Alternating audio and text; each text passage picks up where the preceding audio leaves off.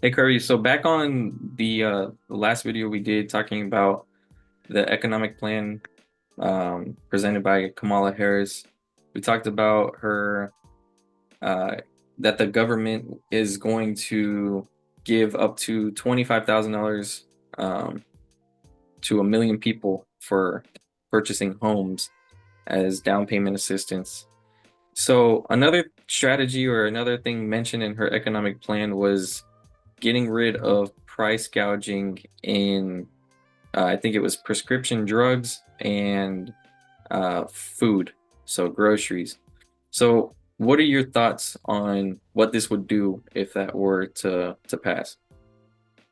And I'm sitting here looking at the policy right now as we speak, and then one say combating price gouging on groceries and food by authorizing the Federal Trade Commission to impose large fine on grocery stores that impose excessive price hikes on customers. Excessive price hikes on customers. Another thing she got, and again, I'm not against everything in her economic plan, just like I'm not against everything in Donald Trump's economic plan. I mean, I think it's some good and bad in both of the plans. Another one that she has on here is capping the out-of-pocket cost of insulin to $35 per month for all Americans. I 100% support that. I mean, I even will even go lower and say $20. It only costs them 15 cents to make insulin. So I don't even know why people paying $35 a month, but it's still way better than what people paying now. Because I have friends, family members that actually use insulin, and the money that they pay for insulin for something that's so cheap to produce is insane. But yeah, I love that plan. That's one that she's using to combat price gouging. Uh, what else she's doing?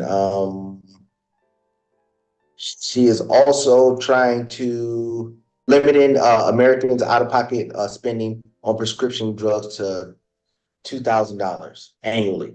$2,000 annually for prescription drugs. I like that plan also. I mean, if you could pull it off, I like it. I mean, the amount of money people pay out of pocket for prescription is insane. And the reason why I say it's insane because it's only America that's paying that. And I'm not saying this as being trying to be isolationist or anything else like that. Only Americans are paying it. I mean, I remember when I was invested in Gilead, and then they came out with the drug, the Harvoni drug is the cure for hepatitis. Now, the cost for Americans for that cocktail or go through that whole regimen of treatment to be cured of hepatitis is $144,000 US. $144,000 US in America, the United States, not North America, South America, and Central America, just the United States. The rest of the world only has to pay $12,000 for that cocktail of drugs to cure hepatitis. So with her plan of limiting Americans out of pocket costs spending on prescription drugs to $2,000 annually, I applaud that if it can get put through. I greatly applaud it. Uh, but do I think that the government is competent enough to get it done? No. No. I do have complaints. What you got? Yeah, it's interesting, especially having had to do some, medical appointments over in like Colombia. The medical cost for appointments, for treatments, for medicine is completely different, and over there you have to pay for it. It's not free, so here you have to pay for it, over there you have to pay for it. I know countries like Canada, stuff like that is free. Over there, for instance, there was a medicine that my wife was taking here in the US that cost $200 for a pack or like a box or whatever, and over there it was $2.50 US is what it came out to. It's the same one. So yeah, the prices on uh, medical care are completely different outside of the U.S. compared to the U.S. Um, yeah, and it is an interesting plan, and that's why I wanted to ask you. I like what you said. Are they competent enough to get it done? Probably not. That's what we see a lot with proposed plans from whatever political party, really, candidates and such. But my other question to you is, if this does go through, will we see companies like how you said with like the insulin cost, if it were to go down to $20, that's what you said you would like to see. Do you think that would increase sales for pharmaceutical companies? Or I'm basically, my question to you is like, what benefit or negatives, or what pros and cons will companies get out of these changes from like no longer being able to price gouge? The price gouging standpoint of it, will it increase demand? Yes, it will increase demand.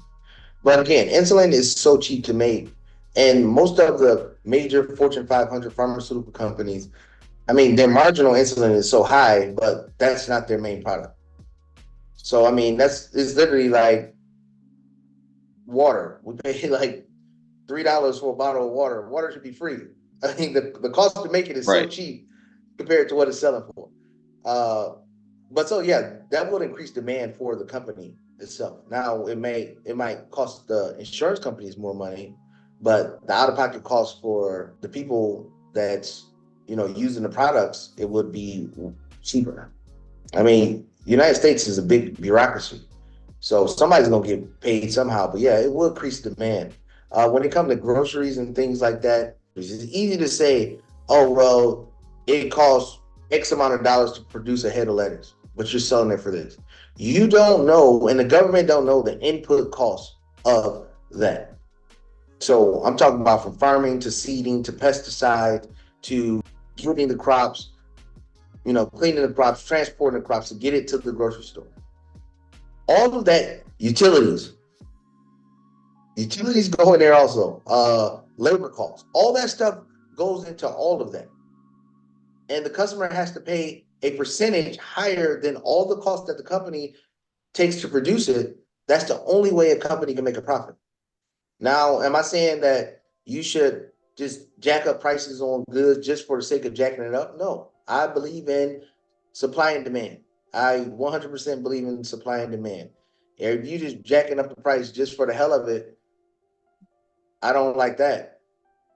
But I like the fact that, hey, if you getting more demand causing more causing you to hire more workers. It costs more to produce the search good. Your cost of goods go up. I believe you should be able to benefit to create a margin that's profitable for your business.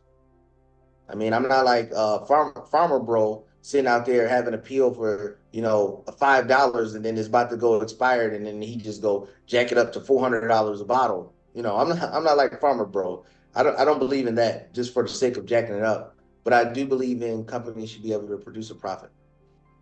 So I don't believe the government would ever get their hands on cracking down on price gouging because it's so much cost to go into it. I mean, let's be honest here.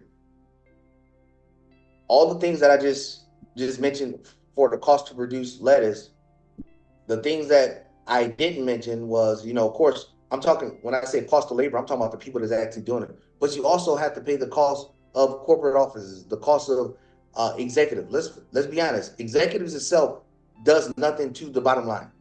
They hold these positions, but that cost has to go into it. That's the only way that the company can be profitable.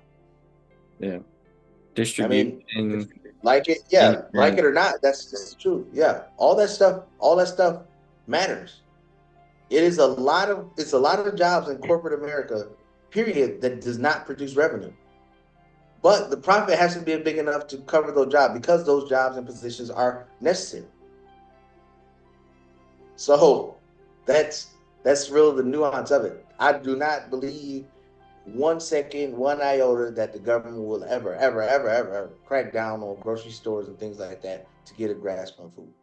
Unless they just take over all the farms and all the grocery stores in America, which they ain't gonna do that either. So Yeah. I don't believe that's gonna happen.